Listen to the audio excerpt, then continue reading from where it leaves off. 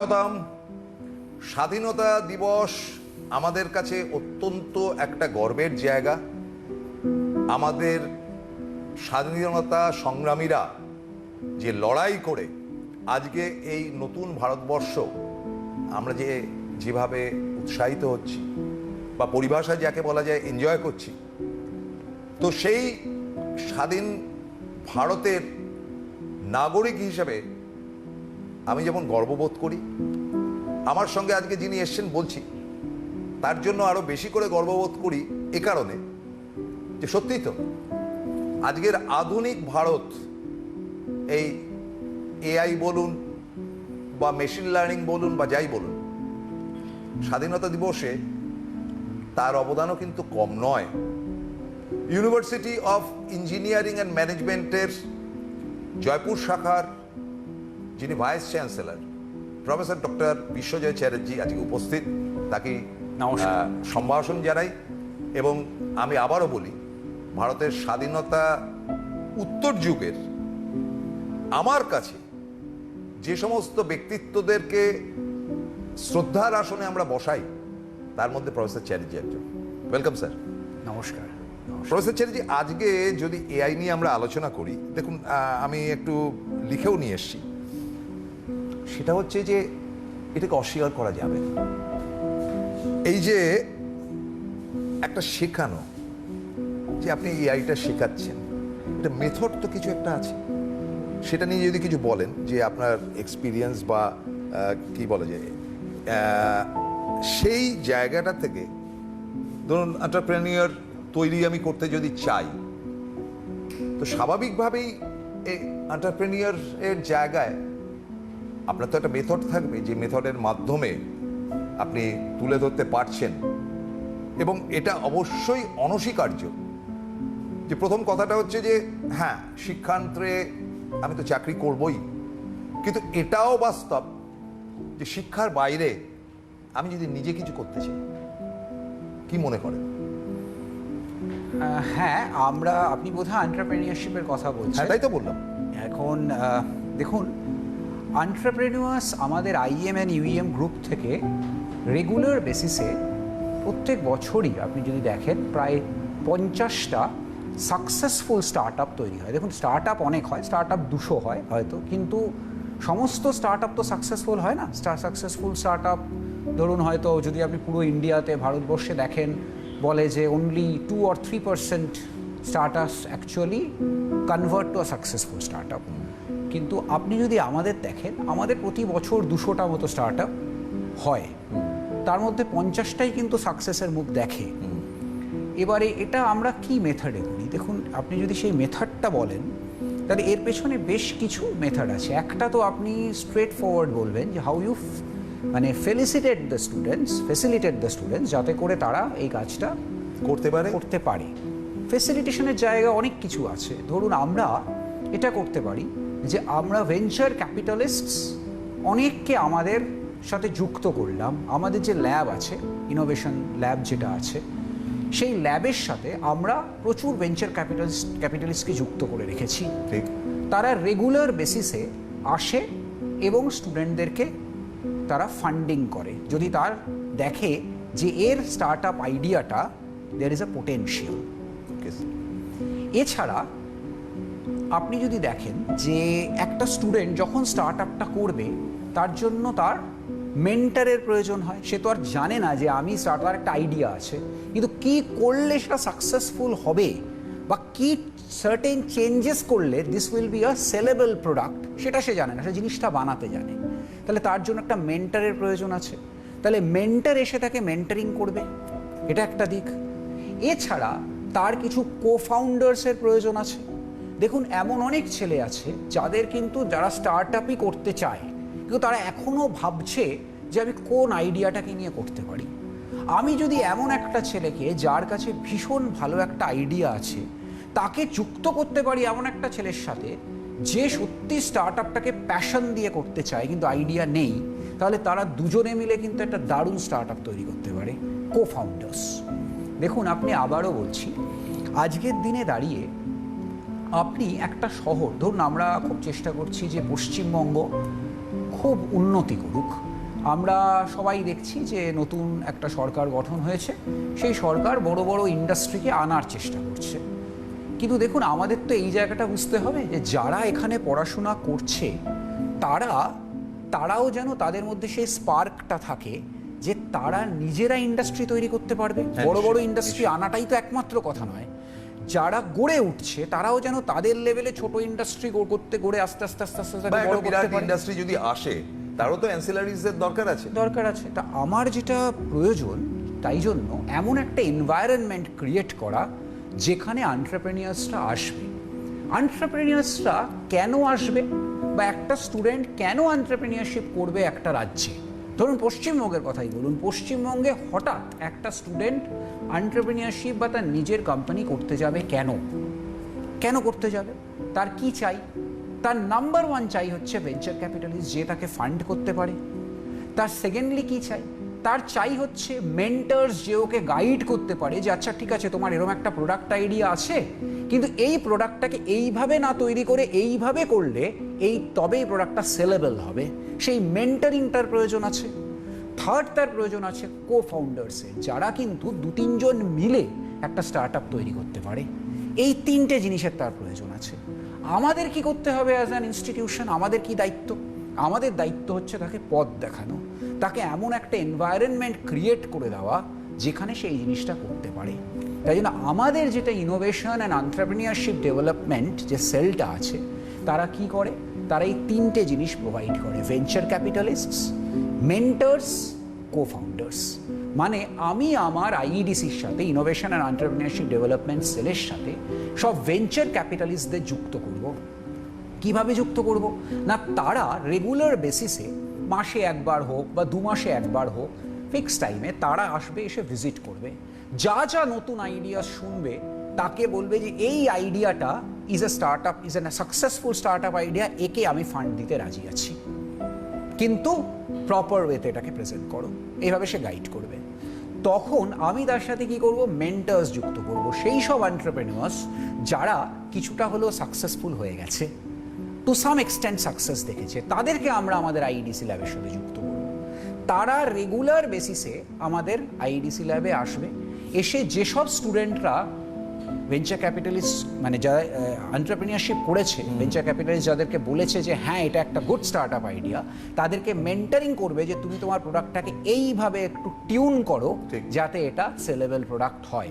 Regular বেসিসে তাকে, সে কিন্তু সপ্তাহে একবার করে আসবে, এসে তাকে গাইড করতে থাকবে। থার্ড হচ্ছে, আমরা সেই সব স্টুডেন্ট, যেটা আমি আগেও বললাম, সেই সব স্টুডেন্ট খুঁজে বার করব যারা কিন্তু জানে স্টার্ট আপ কীভাবে সাকসেসফুল হয়। এই মুহূর্তে তার কাছে কোনো প্রোডাক্ট আইডিয়া নেই, কিন্তু তার একটা ভীষণ প্যাশন আছে ভেতর থেকে স্টার্ট আপ করার। তার সাথে আমি তাকে যুক্ত করব যার কাছে একটা স্টার্ট আপ আইডিয়া আছে, দারুণ আইডিয়া আছে, কিন্তু স্টার্ট আপ সম্বন্ধে সে বিশেষ কিছু জানে না। এই যে দুটো combination, that can be a deadly combination, যেটাকে আমরা বলে থাকি কো ফাউন্ডার্স। এই 3ভাবে আমরা তাহলে ভেঞ্চার ক্যাপিটালিস্টস, মেন্টার্স আর কো ফাউন্ডার্সকে যুক্ত করব, যাতে করে তারা একটা সাকসেসফুল স্টার্ট আপ তৈরি করতে পারে। এবারে প্রশ্ন আসছে, অনেকেই আমাকে এই প্রশ্নটা জিজ্ঞেস করে, তাহলে কি আমরা ব্যাঙ্গালোর হয়ে যেতে পারবো? এরকমভাবে প্রশ্ন করে। দেখুন, আমি আবারও একটাই কথা বলি, আরেকটা ব্যাঙ্গালোর হওয়ার চেষ্টাই করা উচিত না। একদম, মানে that does not work and that is not acceptable also. আমরা যেটা হতে পারি, এমন একটা শহর, এমন একটা জায়গা, এমন একটা রাজ্য, যে রাজ্যে there is a wonderful work environment where there is a safety of work, লোকে যেন সেখানে একটা সুন্দর কমিউনিটি তৈরি করতে পারে। বিজনেসম্যানরা একে অপরের সাথে সবসময় যুক্ত থাকছে, সবসময় একটা ভালো এনভায়রনমেন্ট তৈরি হচ্ছে। The work culture is very good, work environment is very good, work safety is very good. At the same time, the startup idea and the link between the venture capitalists and the mentors and the co-founders is very good. এরকম একটা জায়গা যেখানে লোকে ভাববে যে হ্যাঁ, এটা এমন একটা জায়গা যেটা বসবাস করার জন্য খুব ভালো। এখানে আমি যেমন কাজ করতে পারবো, সেরকম আমি আমার ওয়ার্ক ফ্যামিলি ব্যালেন্সটা ভালো করে করতে পারবো, টাইম দিতে পারবো আমার ফ্যামিলিকে। আমার এখানে এরকম হবে না যে এক জায়গা থেকে আরেক জায়গায় স্টার্ট করতে গেলে 2 ঘন্টা টাইম লাগে যেতে। আমি সেই সময়টা যেন আমার ফ্যামিলিকে দিতে পারি। কিন্তু অ্যাট দ্য সেম টাইম আমি আবার এমন ভেঞ্চার ক্যাপিটালিস্টও পাবো যারা আমায় গাইড করবে, আমাকে বলবে যে হ্যাঁ এই প্রজেক্টটা সত্যিই একটা প্রজেক্ট যেটাকে সে ফান্ড করতে পারে, আর মেন্টার্সও আমায় গাইড করবে। এরম একটা এনভায়রনমেন্ট আমরা তৈরি করে নিই। এবার দেখুন, এটা করলেই কি তাহলে হয়ে গেল? এটা করলেই হয়ে গেল? কেন না? তাহলে সেটা কিন্তু নয়। কেন নয়? দেখুন, তার কারণ এই মেথডে দেয়ার এখনো একটা গ্যাপ রয়েছে। আমি ভেঞ্চার ক্যাপিটালিস্ট দিলাম, সে গাইড করলো যে হ্যাঁ তোমার প্রজেক্টটা, এই প্রজেক্টটাকে আমি ফান্ড করতে পারি। আমি মেন্টর দিলাম, সে তাকে আইডিয়া শেখালো এইভাবে চেঞ্জ করো যাতে তোমার প্রোডাক্টটা সেলেবল হয়। আমি তার সাথে লোক যুক্ত করলাম, কোফাউন্ডার যুক্ত। আইডিয়াস না জেনারেট হয় তাহলে তো গোড়ায় গলদ। সেই আইডিয়াসটা জেনারেট করার জন্য আমরা একটা উপায় করি। কি উপায় আপনাকে আমি বলছি? দেখুন, একটা জিনিস হয়, মানে পড়াশোনার টার্মে আমি বলবো, যেটাকে বলে ব্লুমস ট্যাক্সোনমি। ব্লুমস ট্যাক্সোনমি মানে কি? মানে যেটা বলছে যে পড়াশোনা না অনেকভাবে করানো যায়। কীরকম না, remember, understand, apply, analyse, evaluate, create. ছটা জিনিস তুমি এমন পড়াশোনা করাও যাতে স্টুডেন্টরা বইয়ে কি লেখা আছে মনে রাখবে, পরীক্ষার খাতায় গিয়ে লিখতে পারবে, রিমেম্বার। সেকেন্ড ইজ আন্ডারস্ট্যান্ড, বইয়ে কি লেখা আছে সেটা বুঝতে পারবে, বুঝতে পারলে সে গিয়ে পরীক্ষায় লিখতে পারবে। অ্যাপ্লাই, বইয়ে বা খাতায় কি লেখা আছে সেটা পড়লো, পড়ে এমন একটা প্রশ্ন পেল যেই প্রশ্নে ওই জিনিসটাকে ও অ্যাপ্লাই করতে পারবে। ওকে স্ট্রেট ফরওয়ার্ডের আনসার লিখতে হলো না, কিন্তু ওটা জানলে ও এই আনসারটা ডিডিউস করতে পারবে, অ্যাপ্লাই। নেক্সট, অ্যানালাইজ মানে ও অ্যানালাইজ করতে পারবে, আচ্ছা এই কাজটা এইরকম একটা অ্যালগোরিদম ইউজ করে হচ্ছে, তাহলে এইটা কি ভালো ওয়ে অফ ডুইং নাকি আরো বেটার ওয়ে অফ ডুইং হতে পারে। Evaluate, that is analyse. Evaluate মানে যতগুলো আইডিয়াস জেনারেটেড হয়েছে, এই মেথডটা ইউজ করে এই কাজটা করার যতগুলো আইডিয়াস হয়েছে, তার মধ্যে কোন আইডিয়াটা সব থেকে ভালো, এবং কোন 3-4টে আইডিয়ার ভালো ভালো দিকগুলোকে নিয়ে আমি একটা এমন নতুন জিনিস করতে পারি, নতুন কোনো আইডিয়া জেনারেট করতে পারি যেটা দিয়ে করলে it is the best. That is মানে evaluation. And creation is finally সেই মেথডটা ইউজ করে তাকে তৈরি করা। আমরা কোন মেথডে করছি? দেখুন, আপনি যদি বিভিন্ন ইউনিভার্সিটির সাথে কথা বলেন, তারা অনেকেই আপনাকে বলবে যে আমরা ব্লুমস ট্যাক্সোনমি ফলো করি। কিন্তু ব্লুমস ট্যাক্সোনমি ফলো করা মানে কিন্তু শুধু এটা জানা নয়। ব্লুমস ট্যাক্সোনমি ফলো করা মানে কোয়েশ্চেন পেপারেও তার কোয়েশ্চেনগুলোকে এই 6টা জিনিসের মধ্যে ইকুয়ালি ডিস্ট্রিবিউট করে দেওয়া। সেইটা কি হচ্ছে? আপনি বিভিন্ন ইউনিভার্সিটির কোয়েশ্চেন পেপার চেক করুন, আপনি দেখবেন 90% বা 95% কোয়েশ্চেন হচ্ছে যেটা শুধু রিমেম্বার অ্যান্ড আন্ডারস্ট্যান্ড, মানে মুখস্থ করে লেখো বা জাস্ট বুঝে আনসার করো। বাকিটা 5% বা ইভেন লেসার দ্যান দ্যাট।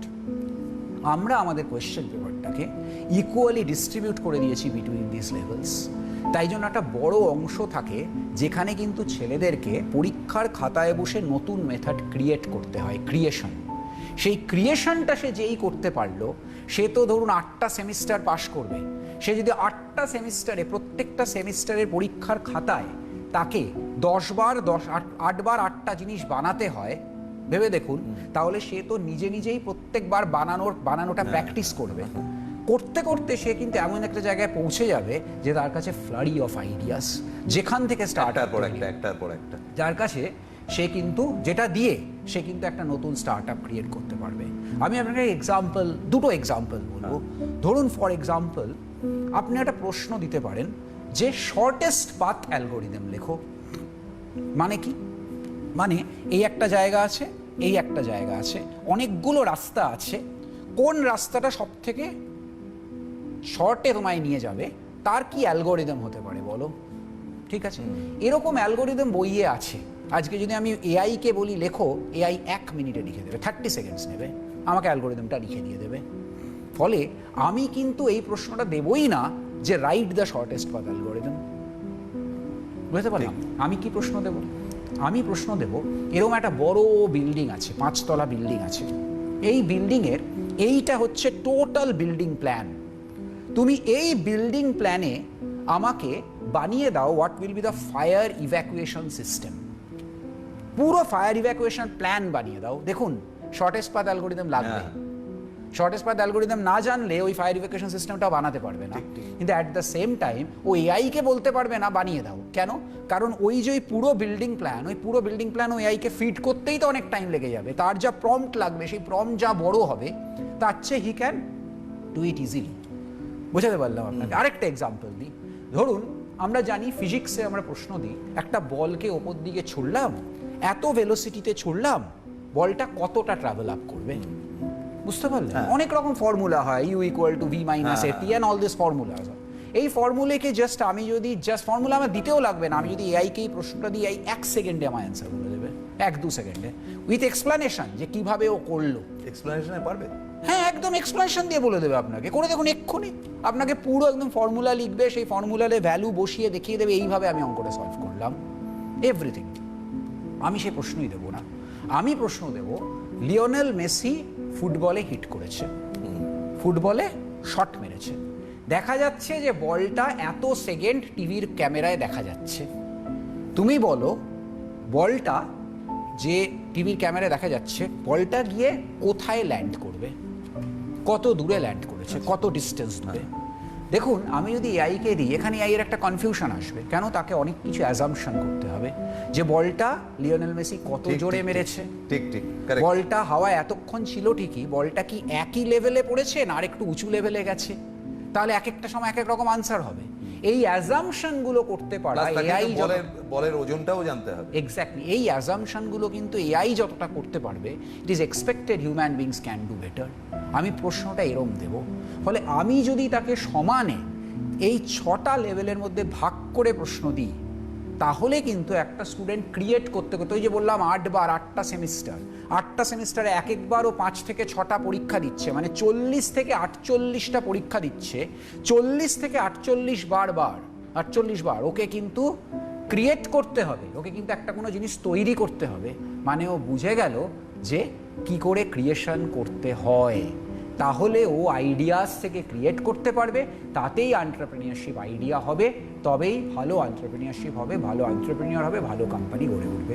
আমরা এই মেথডটা ফলো করি এবং জানি না, ভগবানের কৃপায় হয়তো আমরা সাকসেসফুল। তাই প্রত্যেক বছর আমরা কিন্তু 50টা সাকসেসফুল এন্টারপ্রেনিয়র। খুব ভালো বললেন, খুব অ্যাকসেপ্টেবল কথা বললেন। কিন্তু আমার এখানে একটা প্রশ্ন থাকছে, সেটা হচ্ছে আপনার ছাত্রছাত্রীদের কিভাবে তাদেরকে তৈরি করছে, মানে শিক্ষার তো একটা ব্যাপার আছে। যে ব্যাপারটা বললেন সেটা শুনতে ভালো লাগলো, but the method is not so easy. আপনারা কতটা শেখাচ্ছেন? হ্যাঁ, আমরা ওইটা করছি। আমরা তাদেরকে ক্লাসে তৈরি করা শেখাচ্ছি, প্রশ্নপত্রে তৈরি করা দিচ্ছি, ভেঞ্চার ক্যাপিটালিস্ট আনছি, মেন্টার্স আনছি এবং কোফাউন্ডার্স আনছি। এই মেথডটা আমরা, এই এনভায়রনমেন্ট আমরা তৈরি করছি।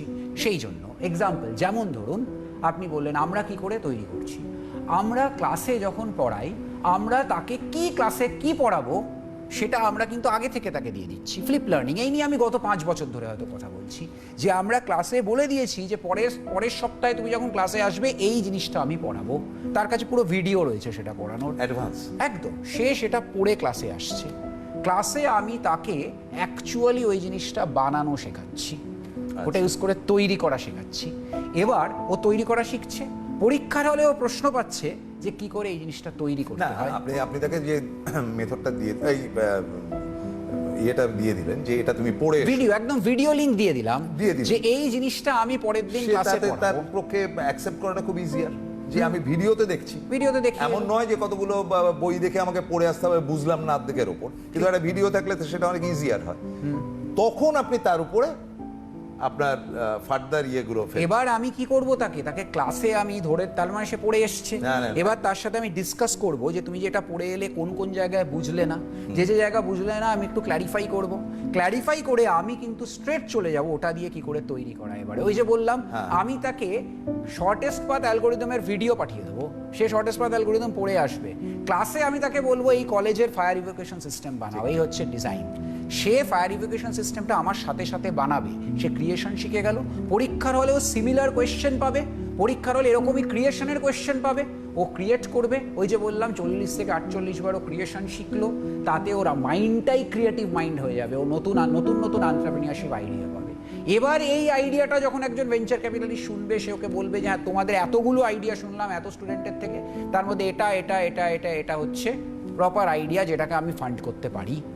তখন মেন্টার্সরা সেই আইডিয়াগুলোকে নিয়ে কাজ করা শুরু করলো। ঠিক আছে, আইডিয়াটাকে এরকম করো, এরম করো, এরম করো, যাতে এটা সেলেবল প্রোডাক্ট হয়। আর আমরা তার সাথে আরও আরও আরও আরও ছেলেকে যুক্ত করলাম যাদের এরকম আইডিয়াস আছে, যুক্ত করে আমরা এইভাবে স্টার্ট আপ তৈরি করালাম। আমি ওই যে বললাম 200টা স্টার্ট আপ মিনিমাম হয়, আমরা তার থেকে দেখতে পাই 50টা স্টার্ট আপ প্রত্যেক বছর সাকসেসফুল হয়েছে। আজকে এরকম দিন দেখুন, আজকে যদি আমাকে কোনো কোম্পানি সব কোম্পানি যদি বলে যে না আজকে রিক্রুটমেন্ট বন্ধ আছে, আমাদের ছেলেরা যা স্টার্ট আপ করেছে তাই দিয়ে আমি আমার প্রত্যেকটা ছেলেকে প্লেস করে দিতে পারি। সেই জায়গায় ভগবানের ইচ্ছায় আমরা গেছি এবং সেইটাই মানে সেই কৃপাই যেন থাকুক, স্টুডেন্টদের জন্য যেন কাজ করে যেতে পারি। আচ্ছা, এই যে এআই স্টুডেন্টদের জন্য শুনি যে তারা ল্যাবরেটরিতে খুব ভালো কাজ করছে, হ্যাঁ, যে তারা কাজ করছে, এই ব্যাপারটা কিভাবে সম্ভব? মানে এআই দিয়ে কি করে ল্যাবরেটরিতে কাজ করাতে পারবো? দেখুন, এটা খুব সুন্দর মেথড হতে পারে, কিন্তু আমি আপনাকে বলছি, ধরুন ফর এক্সাম্পল আপনি একটা কেমিস্ট্রি ল্যাব করছেন, যদি আমাদের কাজ কেমিস্ট্রি ল্যাব করানো অতটা নয়, আমাদের কাজ যদিও ইলেকট্রনিক, একটু বোঝার সুবিধার জন্য একটা কেমিস্ট্রি ল্যাব দিয়ে এক্সাম্পল বলছি। আমি কেমিস্ট্রি ল্যাবে একটা লিটমাস পেপার টেস্ট করছি, ঠিক আছে? আমি অ্যাসিড না অ্যালকালি চিনবো কি করে? না ব্লু লিটমাস রেড হলো না রেড লিটমাস ব্লু হলো, ঠিক আছে? আমি এই এক্সপেরিমেন্টটা যখন ল্যাবরেটরিতে করা শুরু করলাম, আমি করছি ব্যাপারটা ঠিক বুঝতে পারছি না কি হচ্ছে। ব্লু লিটমাসটা তো আগেটা কি সত্যি রেড হলো? আচ্ছা, সলিউশনের কালারটা কি চেঞ্জ হলো? বুঝতে পারলেন? স্টুডেন্টদের মনে কিন্তু প্রশ্ন তারা সহজে বুঝতে পারে না। কি করে? স্যার একটু আসবেন, ম্যাডাম একটু আসবেন, দেখবেন এটা কি হচ্ছে না হচ্ছে। স্যার ম্যাডাম কজনের কাছে যাবে? সবাই তো ডাকছে। কি হয় বলুন তো? যে স্টুডেন্টটা ভীষণ স্মার্ট, যে স্টুডেন্টটা ভীষণ রকম নিজে নিজে টিচারকে অ্যাট্রাক্ট করে আনতে পারে বা বেশি কথা বলতে পারে, ভালো কথা বলতে পারে, টিচার বা যে আছে ওই ল্যাবে সে তার কাছে যায়। আর যে স্টুডেন্টদের অ্যাকচুয়ালি দরকার, যারা বেশি কথা বলতে পারে না, সেই স্টুডেন্টরা কিন্তু আলটিমেটলি গিয়ে তাদের কাছে আসতে পারে না, কারণ তারা তো তাদের ডাকার জোরটা অনেক কম। প্রবলেমটা এই জায়গায় থেকে যায়। ধরুন আজকে যে জিনিসটা আমরা খুব বেশি ইউজ করতে পারি, apart from the teacher doing his or her needful, যদি স্টুডেন্টদের কাছে একটা চশমা থাকে, যদি একটা মেটাভার্স গ্লাস থাকে, যে চশমাটা দেখছে যে স্টুডেন্টটা কি করছে, এই যে ঢাললো বা লিটমাস পেপারটা কোথায় ভুল করছে, চশমাটা যদি নিজে বার করে নিতে পারে, এআই আছে তো চশমাটার মধ্যে, যদি সে বার করে নিতে পারে এই যে এই জায়গাটায় তো আমার মানে ভুল করছে, যে চশমাটা পড়ে আছে সে ভুল করছে, যদি সে এবার চশমাটাকে জিজ্ঞেস করে যে এটা হচ্ছে না কেন, একটু বলবে? খুব সিম্পল। দেখুন আপনি কিন্তু সেটা এই একই জিনিস চ্যাটজিপিটি বা এগুলো দিয়ে করেন, যে এখানে আমি অঙ্কটা করেছি, অঙ্কের আনসারটা ভুল এসছে, কি ভুল করলাম বলো তো? চ্যাটজিপিটি আমাকে পুরো এক্সপ্লেন করে বলে দেয় এই ভুল করলেন আপনি। সেরকম চশমাটা তো দেখছে, ও বলে যদি আচ্ছা আমি কোথায় ভুল করলাম একটু বলবে, ও যদি বলে দেয় চশমাটা যে হ্যাঁ এই জায়গাটায় তোমার ভুল হচ্ছে, তুমি একটু ঠিক করো, নট নেসেসারি ও 100% বুঝলো, হতে পারে ওর টিচারের হেল্প লাগবে, কিন্তু টিচারের হেল্প ও যতক্ষণে পেলো তার আগে ও নিজেকে কারেক্ট করতে পারলো। এই মেথডটা আজকের দিনে ইজ ডুইং ওয়ান্ডার্স। ধরুন আমি তার গুছতে গিয়ে, আমাদের ইলেকট্রনিক সিস্টেমে আসি, তার গুছতে গিয়ে এই জায়গায় এইখানে গুঁজে ফেলেছি তারটা, আমি হচ্ছে না জিনিসটা। আমি চশমাটাকে তখন জিজ্ঞেস করলাম হচ্ছে কোথায় ভুল করছি বলো তো? বললো তোমার তারটা এইখানের জায়গায় এখানে গুঁজছো, তুমি ঠিক করো। আমি ঠিক করলাম, তখনও আমাকে এক্সপ্লেন করো তো কেন এটা ভুল করলাম আমি। চশমাটা পুরো কানে কানে একদম বলে দেবে এই এই এই এই জিনিস তুমি ভুল করেছো, তুমি এটাকে ঠিক করো। বা ফোনে দেখো, ফোনে পুরো দিয়েছি, ফোনে পুরো দেখলো, ফোনে একদম এসে গেছে যে এই কারণে তোমাকে এটা করতে হবে। মানে it is helping the teacher out. চলে যাচ্ছে ব্যাপারটা একদম রেডিলি অ্যাভেলেবেল। আমি যখন বলছি এই কথাগুলো না, তখন যারা এটা দেখেনি বা ইউজ রেগুলার করে না, তাদের মনে হতে পারে যে আমি ভীষণ বাড়িয়ে বলছি। আমার অনেক এআই ভিডিওতে এরকম হয়েছে, অনেকে বলেছে যে আপনি তো পুরো একদম গল্প বলছেন। দেখুন সত্যি কথা বলছি, আমি না গল্প বলছি না, আমি এমন জিনিস বলছি না যেটা নেই, এটা এক্সিস্ট করছে। করে এই চশমা দিয়ে দিয়েছে, আপনি চশমাটা পরে ঘুরে বেড়াচ্ছেন, চশমাটাকে বলছেন আচ্ছা এই জিনিসটা কি বলো তো, আমি দেখতে পাচ্ছি এটা খুব কিনতে ইচ্ছা করছে, চশমাটা ওটা কানে কানে বলে দিচ্ছে, যেটা ইউজ করে আপনি আপনার রেগুলার লাইফে আপনি বলতে পারবেন যে কোথায় কি হচ্ছে কোন এটা কি, এই জিনিসটা আপনি দোকানে গেলে একটা জিনিস দেখতে পাচ্ছেন, এটা কি তো ঠিক বুঝতে পারছি না, একটু বলবে জিনিসটা কি, আপনাকে পুরো কানে কানে বলে দেবে এটা এই জিনিস, আপনি আজকে অর্ডার করুন।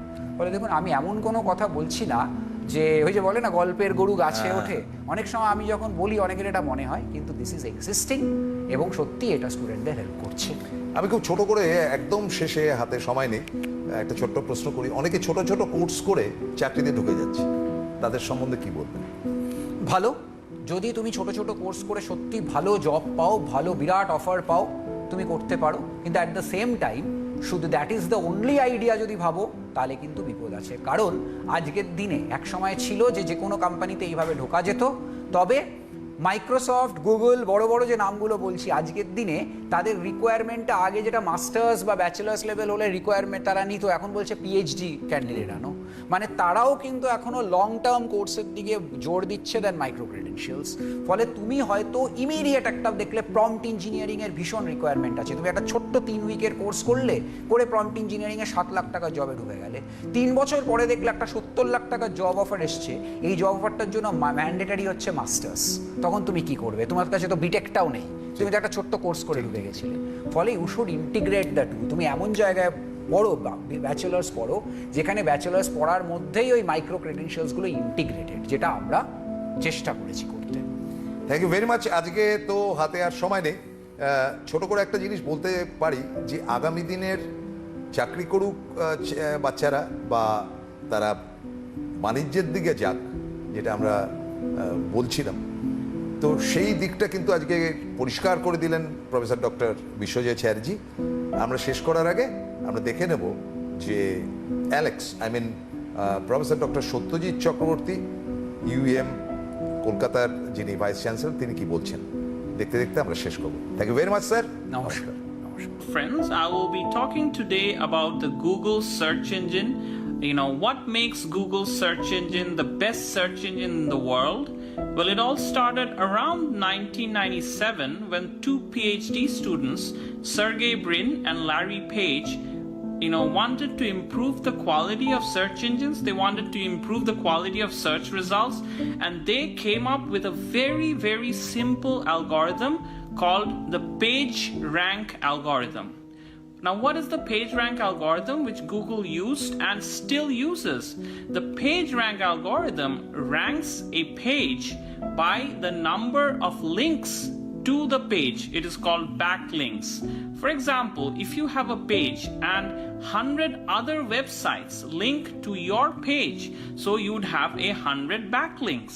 If there is some other page which have maybe 120 backlinks to that page, so that would be ranked before your page. So in this way, the Google search engine ranks pages by the PageRank algorithm. That was the original PageRank algorithm and it's still used. However, with time, Google has improved the PageRank algorithm to add weights, like the number of backlinks is given one high weight. There are other factors like the age of the link, the number of keywords that are relevant, the mobile friendliness of the page, then how quick the page loads, then how relevant the page is. So there are 100 other parameters, but the original one, the PageRank algorithm, the backlinks, still matters the most.